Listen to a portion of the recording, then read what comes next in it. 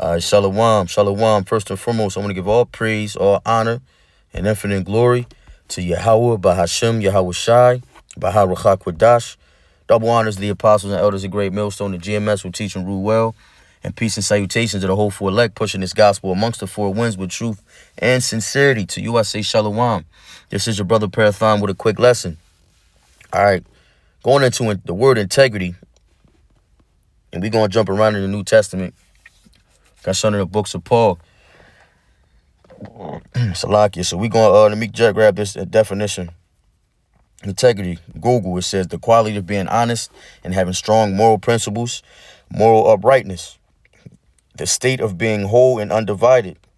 You know, what does it say? A double-minded man is unstable in all his ways. Just unjust balance. A false balance is an abomination to the Lord, man. Let your yeas be yeas and your nays be nays, man. It's AI overview.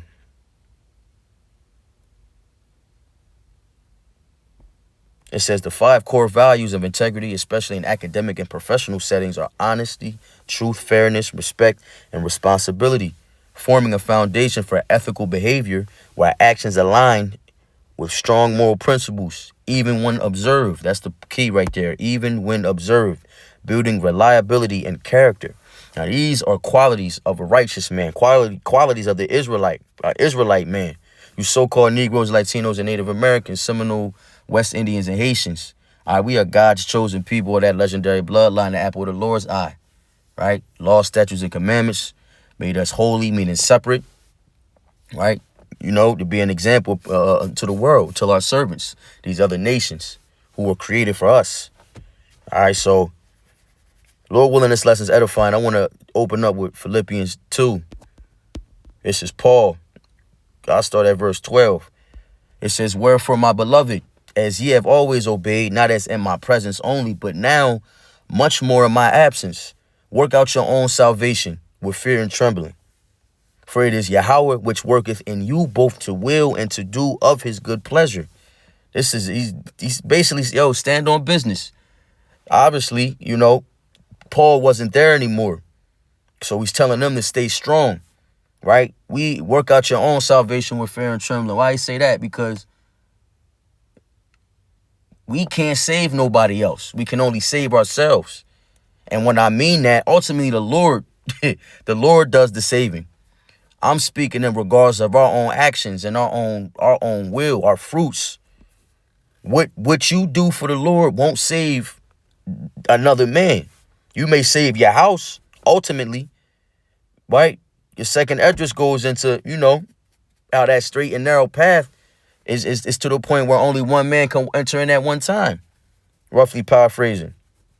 We had to make our own calling and election sure, to study, to show ourselves approved, right? To ultimately teach this word and feed the sheep if we're worthy. Lord willing, we endure to the end. So integrity, man. Paul saying, like, you know, as ye have always obeyed in my presence, obey that much. It's just as important to do it in my absence, because the Lord's eyes are 10,000 times brighter than the sun. All right, let's jump to let me jump to Romans real quick. To land back off that the verse 13 there. Romans 8 and 28.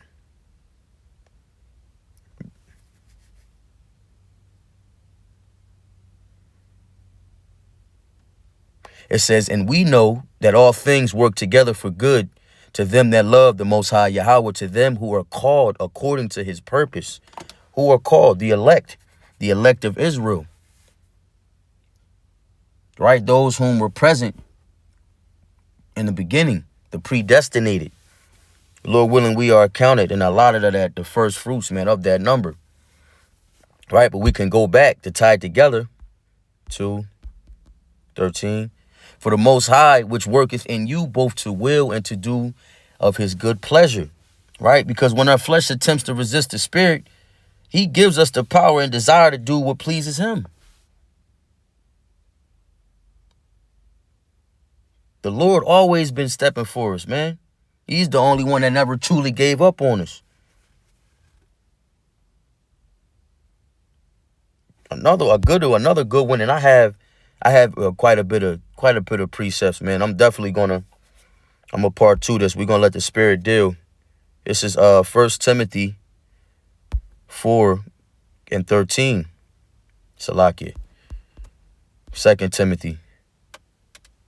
Nah, I was right. We just had 2 Timothy up. 1 Timothy 4. And it's titled what? A good minister's discipline. That's another one. Discipline, having discipline, self-control, control over our vices, keeping the flesh in check to the best of our ability, rehearsing the righteous acts, finding that just balance, which all of ours are different, according to our faith. Right, this is 1 Timothy 4:13. Till I come, give attendance to reading, to exhortation, to doctrine. Neglect not the gift that is in thee, which was given thee by prophecy, with the laying on of the hands of the presbytery. Right, the elders of the church. Right, as it says in NLT, the elders, the GMS, of whom we learned this truth. That's why we give double honors. Right, verse 15. Meditate upon these things, give thyself wholly to them, that thy profiting may appear to all. Take heed unto thyself and unto doctrine. Continue in them, for in doing this thou shalt both save thyself and them that hear thee. Right?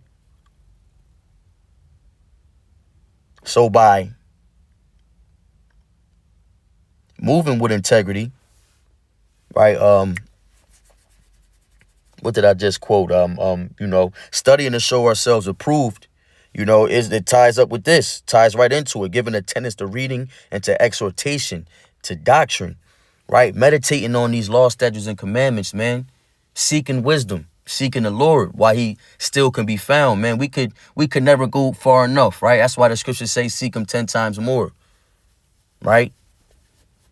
10 going into completion, man. We could never do enough, man. Our righteousness is as filthy rags. Right? So ultimately, when we learn and we understand this, this gospel, these breakdowns to the point where we can teach, we're planting seeds. We're doing what we were called to do. Therefore, we're saving ourselves and them that hear the doctrine, those that understand the lyrics of this new song. In that sense of saving them. See, it's spiritual. We can't physically save nobody else.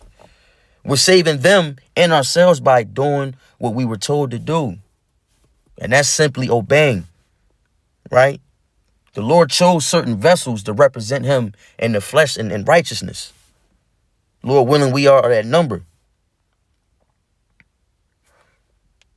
This is Sirach 39:1. But he that giveth his mind to the Most High, but he that giveth his mind to the law of the Most High and is occupied in the meditation thereof will seek out the wisdom of all the ancient and be occupied in prophecies.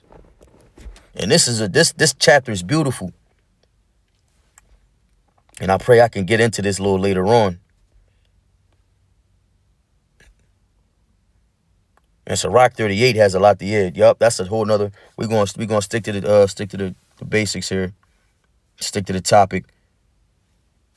It says he will keep the sayings of the renowned men, and where subtle parables are, he will be there also. He will seek out the grave sentences and be conversant in dark parables. He shall serve among great men. Right, that's the point. Verse 3. And I can jump down, but the point was in 1. He that giveth his mind to the law of the Most High and is occupied in the meditation thereof will seek out the wisdom of all the ancient and be occupied in these prophecies, man. We're going to be occupied in it. Taking it with a grain of salt, of course, because too much study is weariness to the flesh.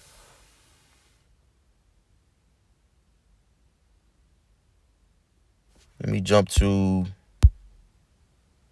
2 Corinthians 4:1.